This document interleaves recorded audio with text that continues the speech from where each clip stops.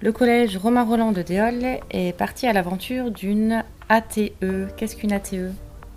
Alors une ATE, c'est une aire terrestre éducative. Donc c'est l'Office français de la biodiversité qui propose à des groupes d'élèves de valoriser une zone où il y a de la biodiversité et d'en assurer à long terme ou à moyen terme de la gestion. Le projet ATE, Aire terrestre éducative, a été enrichissant. Nous avons étudié l'écoparc de Chenevière depuis le début de l'année avec 2 classes de 6e. Au conseil des enfants, nous avons trouvé des idées pour améliorer l'écoparc. Nous avons interrogé les personnes qui venaient se promener à l'écoparc et leurs avis.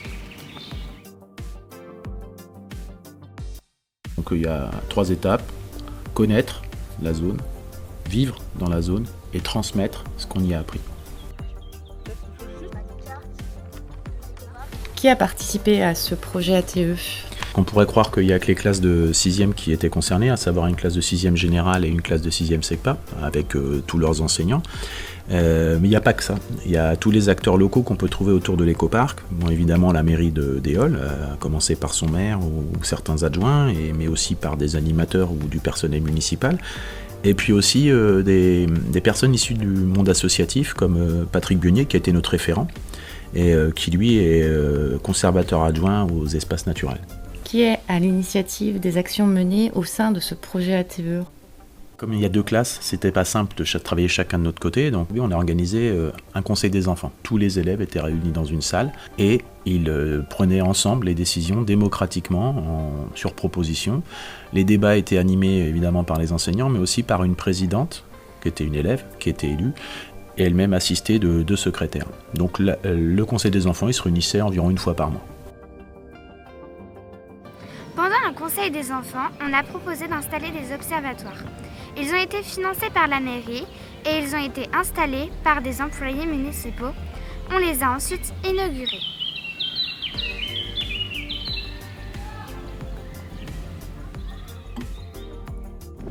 Alors ça s'appelle du fléchage. On a fait ça à partir de bois de saule.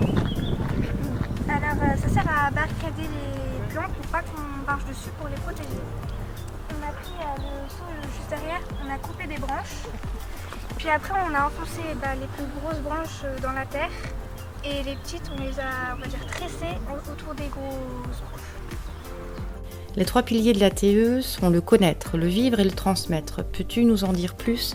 Alors, le pilier du connaître, c'est pour connaître évidemment l'écoparc en l'occurrence, au travers de sorties et au travers des interventions en classe par les différents enseignants d'histoire géo, d'SVT, de musique, de maths, de physique chimie, en français, mais aussi en EPS. On a étudié le sous-sol de l'écoparc et on a observé qu'il y avait une roche. On supposait que c'était du calcaire. Alors pour le savoir, on a fait des expériences sur cette roche. On se rapproche.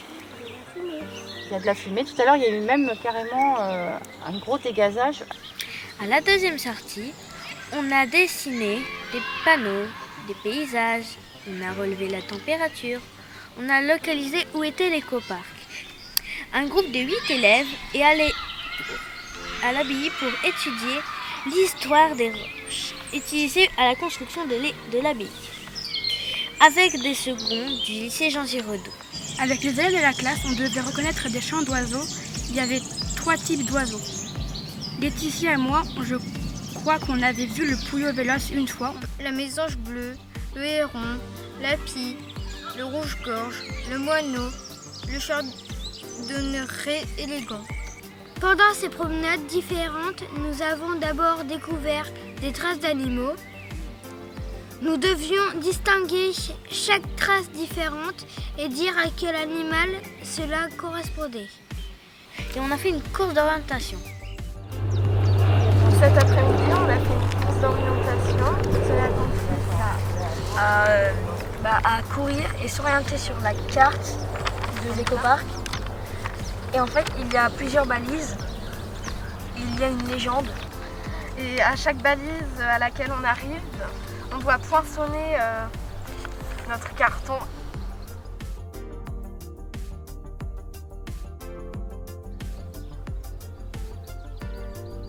On va découvrir la biodiversité de l'écoparc, sa sociologie, son histoire, sa géographie. Et d'autres personnes vont également intervenir pour nous faire découvrir cet écoparc. Et c'est là que nos partenaires institutionnels arrivent, à savoir la mairie à l'aide de Virginie Guerteau ou les associations à l'aide de Patrick Bionnier.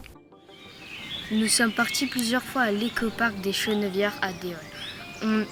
On a vu un jardin botanique avec des centaines d'odeurs spécialement faits pour les non-voyants. Il y a aussi des rivières, l'Indre et la Ringoire qui passent dans l'écoparc. Nous avions pu voir des animaux comme des chevaux, des moutons, des vaches écossaises qui participent à l'éco-pâturage de la prairie.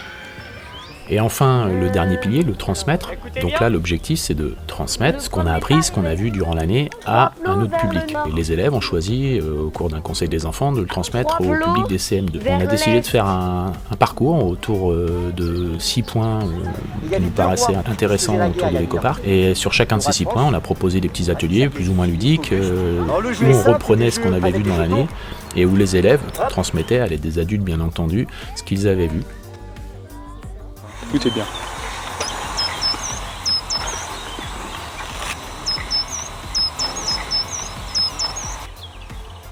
Est-ce que vous avez entendu? Oui, le rythme il est rapide. Très bien. Alors rapide, ok.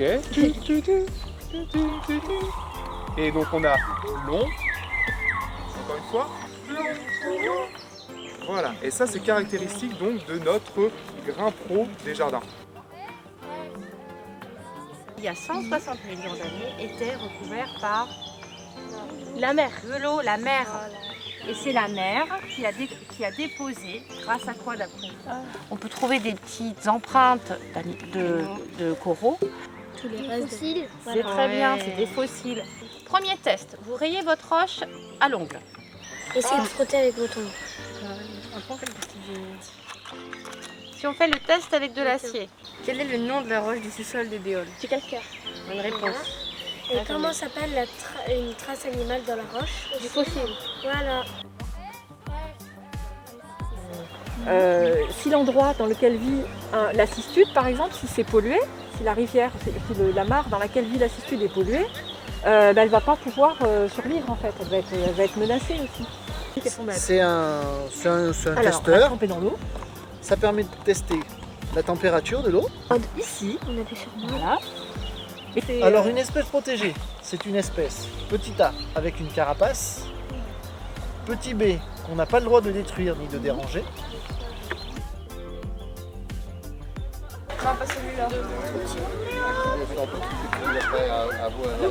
Voilà, tu seras mieux comme ça. D'accord avec moi? Donc quand tu armes. Ouais. Pense à souffler.